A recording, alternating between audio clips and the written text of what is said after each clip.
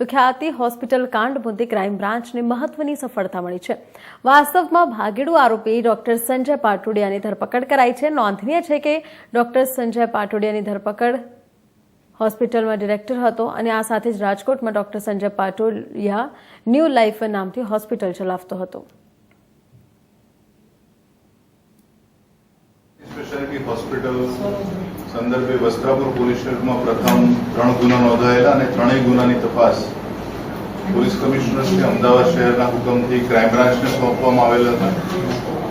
અને આ ગુનાની તપાસમાં અત્યાર સુધીમાં 6 આરોપી અટક કરવામાં આવેલા છે। આ ગુનાના જે મૂળ ફરિયાદમાં 5 આરોપીના જે નામ છે એ પૈકી ડોક્ટર સંજય પટોડિયા જે બેરિયાટ્રિક સર્જન છે અને ખ્યાતિ હોસ્પિટલના ડિરેક્ટરો પૈકીના એક છે। એમની આજરોજ ગોતા સિલ્વર કોલેજ પાસેથી એમની ધરપકડ કરવામાં આવેલી છે।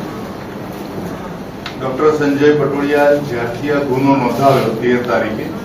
ત્યારથી જે પ્રથમ રાજકોટ ગયેલા ને ત્યાંથી પછી રાજસ્થાનના અલગ અલગ શહેરોમાં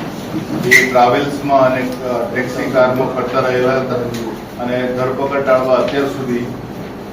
એ અલગ અલગ સ્થળોએ રોકાણ કરેલું હતું। એનું ખાસ કરીને જયપુર, પાલી, અજમેર, ઉદયપુર અને દિલ્હી આ સ્થળોએ એમણે રાત્રિ રોકાણ અલગ અલગ સ્થળોએ કરેલું અને ઘણી જગ્યાએ જ્યાં 1 થી વધુ દિવસ રોકાવાનું થાય ત્યાં દરેક દિવસે અલગ અલગ હોટલમાં એમણે રોકાણ કરેલું। ડોક્ટર સંજય પટોડિયા ખ્યાતિ મલ્ટી સ્પેશિયાલિટી હોસ્પિટલમાં ડિરેક્ટર્સ તરીકે કામ કરે છે અને એમનો આ હોસ્પિટલમાં 39% ભાગ છે। એમનું મુખ્યત્વે કામ બેરિયાટ્રિક વિભાગમાં જે સર્જન તરીકેની કામગીરી કરવાની હોય છે। શરૂઆતમાં એમને જે પ્રાથમિક પૂછપરછ થઈ છે ધરપકડ બાદની અત્યાર સુધીમાં એમાં ડોક્ટર સંજય પટોડિયા જે છે એ શરૂઆતમાં રાજકોટ ખાતેની પંડિત દીનદયાળ ઉપાધ્યાય મેડિકલ કોલેજમાં આસિસ્ટન્ટ પ્રોફેસર તરીકે કામ કરતા હતા અને ત્યારબાદ કર્મકુવરબા હોસ્પિટલ રાજકોટમાં ફૂલ ટાઈમ સર્જન તરીકે કામ કરેલું છે એમણે અને 2003-2006 સુધીમાં સરદાર પટેલ હોસ્પિટલમાં કામ કરેલું છે। ત્યારબાદ 2012માં અમદાવાદ શહેર ખાતે ડોક્ટર મહેન્દ્ર નરવરિયા અને ડોક્ટર મનીષ ખેતાન સાથે ભાગીદારીમાં Ahmedabad bariatrics and cosmetic private limited નામની કંપનીની એમણે શરૂઆત કરેલી અને એનું જે નામ જે છે હોસ્પિટલનું એમણે એશિયન બેરિયાટ્રિક્સ હોસ્પિટલ તરીકે રાખેલું। આ હોસ્પિટલમાંથી બાકીના બંને જે એમના પાર્ટનર્સ હતા એ અનુક્રમે 2016 અને 2021માં છૂટા થતા એમની જગ્યાએ કાર્તિક પટેલ, પ્રદીપ કોઠારી અને ચિરાગ રાજપૂત કંપનીમાં જોડાયેલા અને એમણે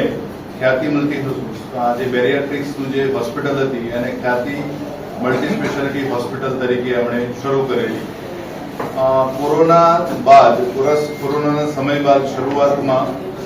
આ જે હોસ્પિટલ શરૂ થઈને 2021થી અને સંપૂર્ણપણે જે એમનું જે સક્રિય થઈ હોસ્પિટલ તમામ વિભાગો સાથે એ 2022 થી થયેલી છે અને જેમ આ જે ખ્યાતિ મલ્ટી સ્પેશિયાલિટી હોસ્પિટલ જે છે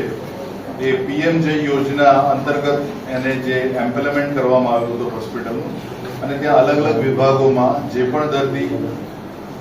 પીએમજે યોજના હેઠળ આવરી લેવામાં આવેલા છે જે પ્રકારના આર્થિક ધોરણો અંગેના એ પ્રકારે ત્યાં આવતા પેશન્ટની ત્યાં સારવાર કરવામાં આવતી હતી અને એના અંગેની પ્રપોઝલ્સ પીએમજે યોજનાઓમાં મોકલવામાં આવતી હતી અને ત્યાંથી મંજૂર થયા બાદ જે પણ નાણાકીય સહાય અથવા તો હોસ્પિટલે મળવાપાત્ર જે રકમ છે એ મળતી હતી। આ જ્યારે ડોક્ટર આ જે બનાવ બન્યો છે જ્યારે 11 તારીખે એ દિવસે એમણે ત્યાંથી 12 તારીખે હોસ્પિટલથી નીકળી ગયેલા ખ્યાતિ મલ્ટી સ્પેશિયાલિટી હોસ્પિટલથી ગુનો નોંધાયા અગાઉ અને એમણે પોતાની જે રાજકોટ ખાતેની હોસ્પિટલ છે ત્યાં જઈને રાત્રિ રોકાણ કરેલું અને બીજા દિવસે ગુનો નોંધાયા બાદ અગાઉ જણાવ્યું એમ રાજસ્થાનના અલગ અલગ શહેરોમાં દિલ્હી ખાતે એમણે રોકાણ કરેલું છે। હાલ પ્રાથમિક પૂછપરછમાં આટલી માહિતી ઉપલબ્ધ થયેલી છે। આ બાબતે વધુ તપાસમાં ખ્યાતિ મલ્ટી સ્પેશિયાલિટી હોસ્પિટલમાં એમને એમનો જે ભાગ છે પાર્ટનરશિપનો 39% એ અન્વયે પીએમજે યોજના હેઠળ એમનો કેટલી ભૂમિકા છે અંદર આવરી લેવામાં આવેલી છે અથવા તો એમના દ્વારા કરવામાં આવેલી સારવાર અથવા તો બીજા વિભાગોમાં થતી જે પણ ગેરરીતિની બાબતો સામે આવેલી છે એમાં એમની કેટલી ભૂમિકા છે અંગેની તપાસ હાથ ધરવામાં આવનાર છે. હાર્ટની સર્જરી પટોડિયા પોતે બેરિયાટ્રિક સર્જન છે એટલે એમને માત્ર બેરિયાટ્રિક સર્જરી જ એમના ભાગે આવતી હતી. એ વિભાગ